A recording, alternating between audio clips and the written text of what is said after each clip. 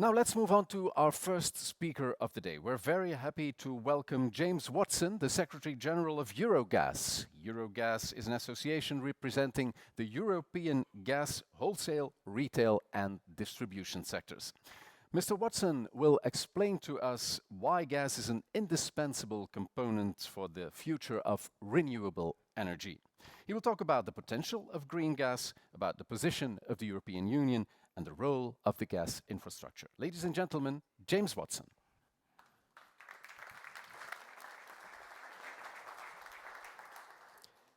Thank you very much, and good morning, ladies and gentlemen. It is indeed a great pleasure to be here today and have the opportunity to address this esteemed audience here in Belgium, which is my home country now, as I've joined the ranks of the Belgians following Brexit, so I'm a Brexit refugee. So thank you for welcoming in immigrants with open arms. So thank you, everyone.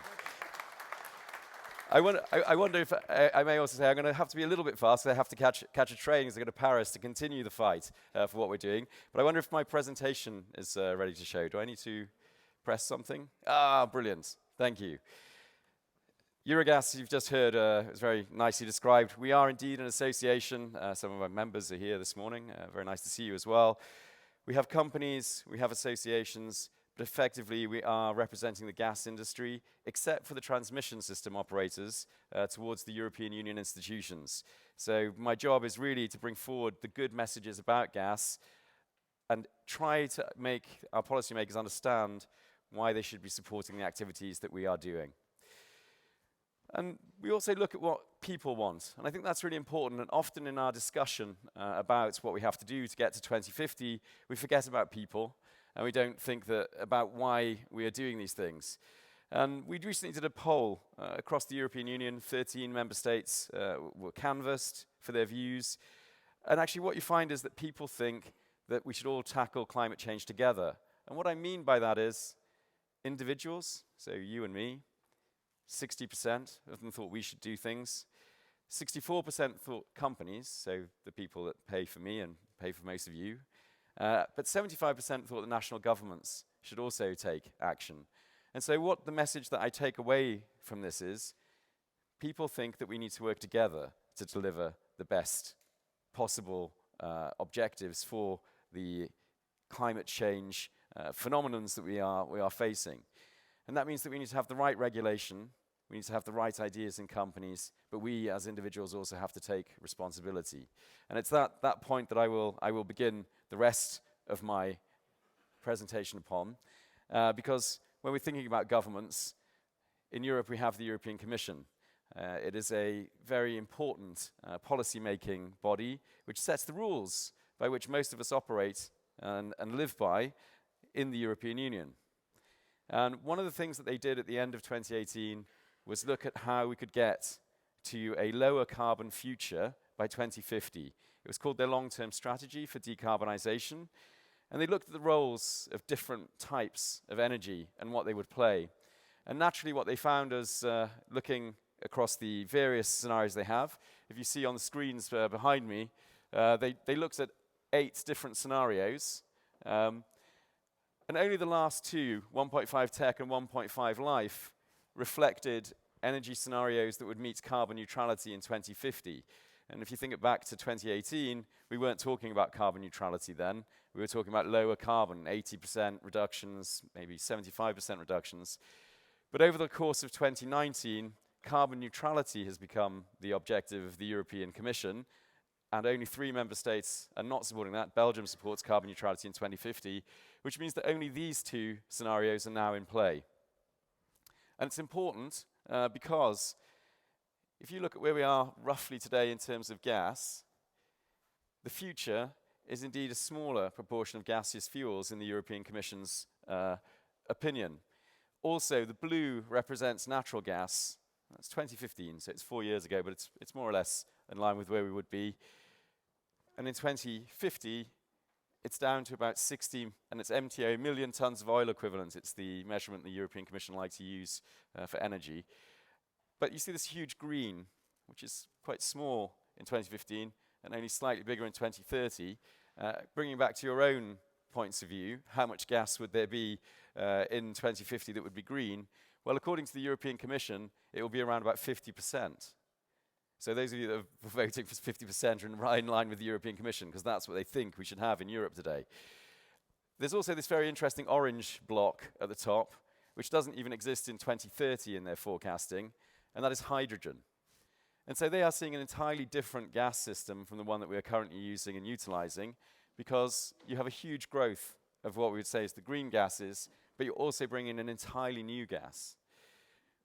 In Eurogas, we're pretty positive about this. We think it's probably underestimating what we'll actually have in terms of gas, and probably underestimating natural gas as a percentage in the 2050 scenario.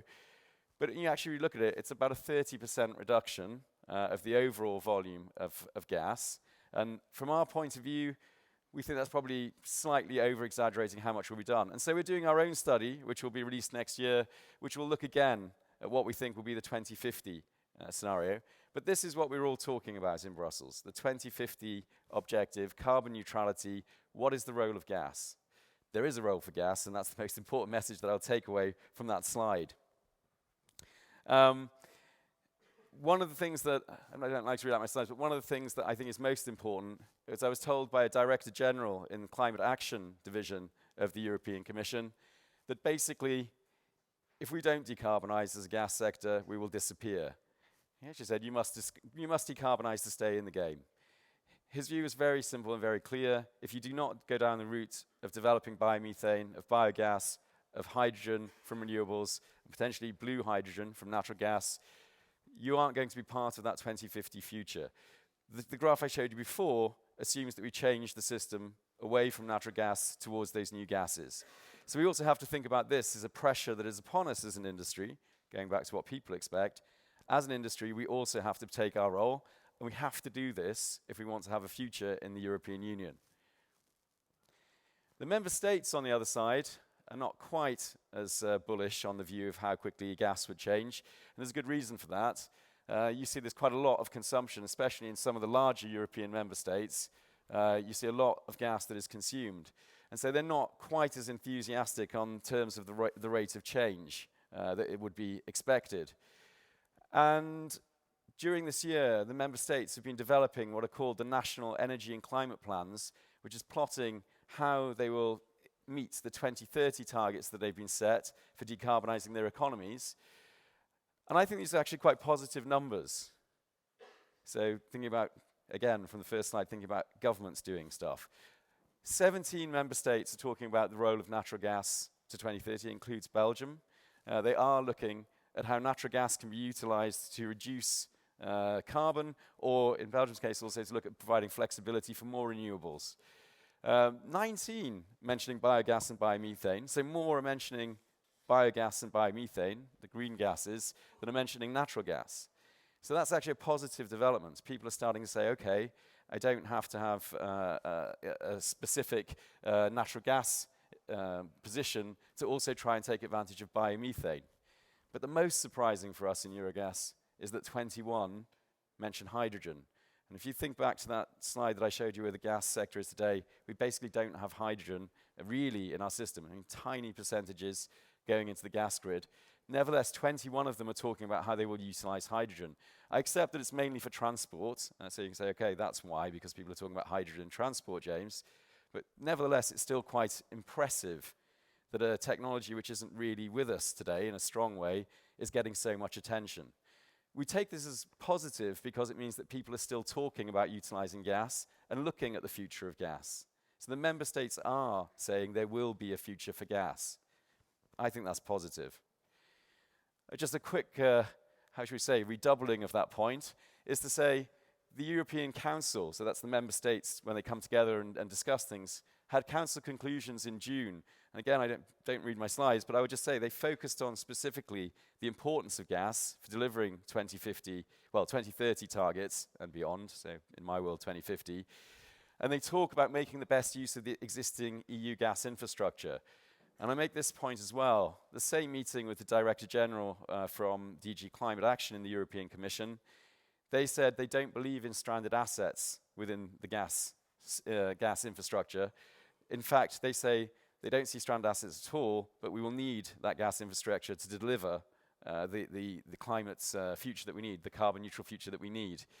And so it's very important that people are often saying things like, oh, gas, don't invest in gas infrastructure, stranded assets, carries fossil fuel. Well, actually, people in DG Climate Action now are saying we don't see it like that.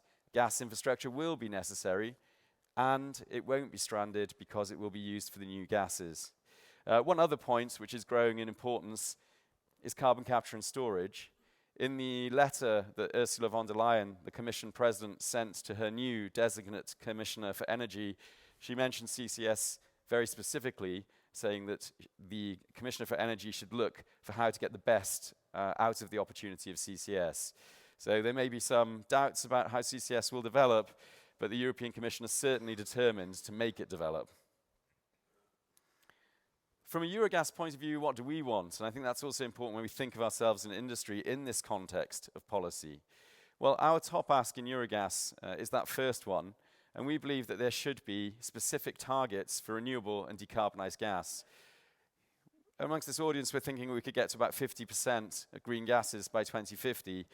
It would be very difficult if we don't have an indicative direction of where we should be going, and making sure that there is support put in place for the industry, working with the governments, to actually deliver those targets.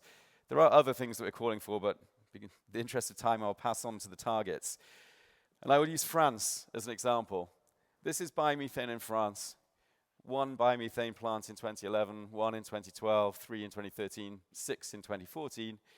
2015, they passed a law that said we will have 10% of our gas by 2030 from renewable sources. It includes green hydrogen from renewable electricity. You got 11. You've gone from 6 to 11, so it's doubled. Another 9, 17, more than doubled. So from 17 to 26, not quite doubling, but growing. 44 in 2017, up to 76. Basically, using the target is giving people the certainty to invest. People will invest because there is a target, and not just the industry doing it on its own, of course. The government is providing the right support, not just setting a target, but also providing the right incentives to try and reward those people who are investing in the gases that we will need for tomorrow. That is why in Eurogas we are in favor of targets, because we believe it sets the right framework to deliver this type of growth in the gas that we need. I think if we have that, there's a chance that those of you who are voting for 50% in 2050 would be correct. I think if we don't have targets, it will make it a lot more difficult. It's not just France. We can see around Europe, different countries have different objectives, but basically Denmark is looking to go to 100% biogas by 2035. The gas networks of Ireland are trying to get to 20% in 2030, but 100% in 2050. Italy has been assessed with a potential of 35 billion cubic meters by 2050 of green gases. And in the UK, going down its own usual little route, if you like, they're looking at decarbonising hydrogen, using decarbonised hydrogen for heating in homes of up to 70% by 2050. There is a lot of action going on in the member states about trying to plan for the future of green gases and hydrogen. One of the only sticking points that we have in all of our discussions that we have with policymakers is what it will cost. The NGOs, the non-governmental organizations, of which European Climate Foundation is one of the leading ones and obviously supports many of the other associations through financial support, argues very strongly that basically going into a high E, which is high electrification scenario, is much cheaper than using a gas scenario. So the 3 on this side are electrification, and the 3 on this side were gas scenarios. And basically, what they're saying is, electrification is a lot cheaper. You don't need to make the sort of investments in the grid, in gas. You don't need to develop hydrogen. It's much, much cheaper. We totally disagree with that. Our view is, and it is very well backed up by other studies, is that if you utilize the gas infrastructure, you will actually make the energy transition cheaper. It is important that these aspects are taken into consideration, because it is important that people also feel that we take into consideration what their needs are. And so actually what we have, things like Navigant came out this year and said that we would save around 270 billion euros annually if we use the gas infrastructure.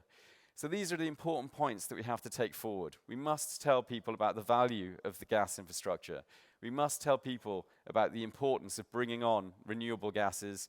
And for us, we must tell the policymakers, build the framework that we need to deliver the green gases that society will need if we are going to meet our carbon neutrality objective in 2050.